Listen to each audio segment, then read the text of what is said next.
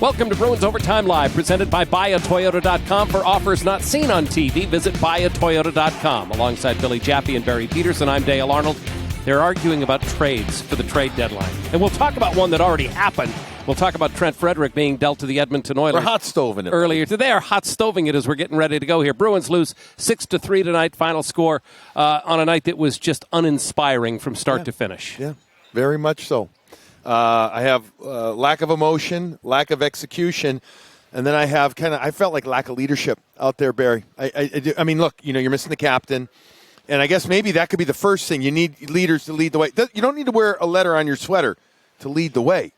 But that first period, I didn't feel like anybody led, Barry. No, I would have totally agree with you, and I actually believe, and Tuukka kind of brought it up with the guys upstairs a little bit about how difficult it is when you lose somebody that was as popular as we talked about with Freddie. However, throughout the hockey game, after you get that bad first period, okay, you score the first goal in all three periods, and then you give up another goal within 90 seconds to just over 2 minutes every single time. So you come out in the third period, you tie it up. It's like, okay, everybody gets up on the. And they were into it when they tied that one up. They were rocking. You could see it by Geekie's response, right? And all of a sudden you get the emotion in, and you can't stay tied for more than 2 minutes. Well, let's talk about the Morgan Geekie goal. Bruins trailed by a goal in the third period. 5:35 in. Morgan Geekie scores his 20th goal of the season. Yeah, and this is a great play working along the wall. It's going to be a beautiful pass, just like we saw O'Reilly pass to Stamkos in the second period. Eventually, right here, Zacha's going to get it back, and he's going to find right there Morgan Geekie open. And everybody on Nashville had shrunk the zone, so to speak, had come over. And just like Stamkos in the second, Geekie is wide open for the one-timer. Yeah, and a really good example why this line has been so hot, since January. They're just staying after it. Here you're going to have three Nashville guys go down to Zacha. He's able to move it across to Geekie, and as that pass comes across, Geekie looks like Pastrnak, the way he goes down and takes that play and uses his body and goes right down and makes sure. And then right there you're going, okay, now you're tied. And it's early in the third period. Look at the emotion from Geekie, and you're going, here we go. And they didn't have that kind of emotion I felt when they scored early on in the game. No, I agree with you. They had, they started so... Crowd, too. Yeah, the crowd was going... It was so... Mellow's not... What's the word I'm looking for? You're much smarter than I am when the game started. There was no emotion, it felt like. It was like, okay, we scored great, happy. Third period, you saw it early on. They couldn't sustain it for any amount of time. And in fact, less than 3 minutes later, Jonathan Marchessault scores for the Nashville Predators, and the tie game evaporated. Yeah, I think when we were talking about the game, Billy's another guy we were saying that was struggling coming in, but we knew he'd get going. Forsberg gets the puck right there. Pastrnak misses it, but then two Bruins go, and now that means down low. What happens? You got a 2-on-1, and McCarron gets a nice pass to Marchessault. McCarron is a fourth-line center, looking like a number one there with the spin play. But here's the play in the neutral zone. How many neutral zone turnovers the Bruins have in this game? Giveaways, turnovers, takeaways, whatever you want to call it.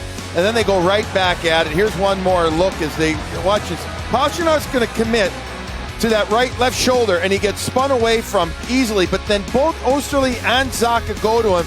And you're going to see Wotherspoon gets clipped in the face as he tries at the last second to get over there. But it's Marchessault's quick shot that ends up getting in. But again, because things, after that spin play, Barry, things happened they unraveled so quickly because the spin play happened. And both defenders here, Oesterle and Zacha, are thinking, I've got to close now because Pastrnak missed right there. The problem is they both stepped up, and neither had stick to the middle. The puck goes through them. Through both of them. I think it was a really good example, too, as we talked about the Geekie goal, how that line has been playing so well. We saw their offensive play.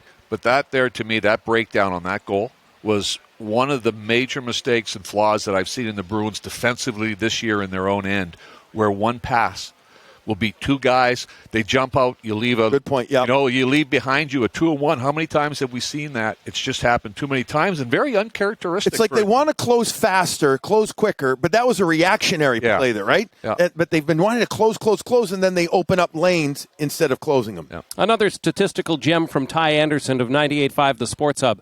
15 times this year, the Bruins have allowed 2 or more goals in a 3-minute span. That includes in this game. 63 seconds after Marchessault put the Predators in front, Ryan O'Reilly made it a 2-goal game. And here's a neutral zone opportunity created by a Bruins giveaway. And then coming through, picking the puck out of the air is Ryan O'Reilly. But right here, a little law play in the neutral zone. It's sealed off. You've got Evangelista in the middle of the ice. He dishes we saw a perfect triangle earlier in the game, Dale and Barry. Here you see another one. Stamkos is going to get it, and he has to elevate this puck. This might be a little higher than he wanted, but still and Ryan O'Reilly, folks, has got one of the ugliest, biggest, longest stick blades in the National Hockey League. He uses it right there. That didn't hurt there, though, did it? No, it did not. The blade really helped him there. But that's another good example of Dale just brought up with Ty, what he's been talking about. When you don't have defensive structure, you make so many mistakes against you, you back right in. Our star of the game, presented by Subaru of New England. Fall in love with a brand new Subaru. Ryan O'Reilly is the guy that we picked for tonight's game. Tonight he had 2 goals and an assist, was a +2. In his career against the Bruins in 27 games, 9 goals, 9 assists, 18 points, and a +3.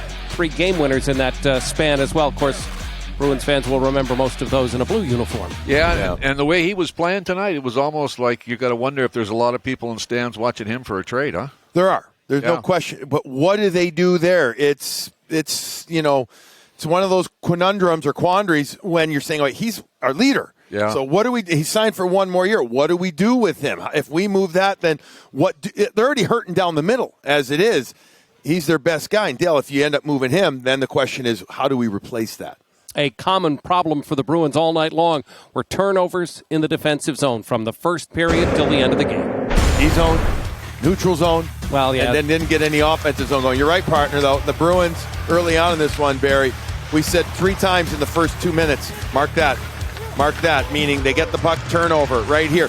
It's just, Oesterle puts it to his back end. And how many all these went not only turned over, but they were to middle of the ice. Yeah, they were. And Brick has kind of talked about it and honed in on it early on in the season, and it has continued, which is we're seeing too many turnovers that occur and start from the Bruins having puck possession and then giving the puck possession away rather than them chasing right there. You have the puck. One good pass and away you go. You don't. Now all of a sudden you're retrieving. You're back on your heels, and you're causing major problems. But you had chances there just to get it out, and you just don't make the play, and it's just too difficult.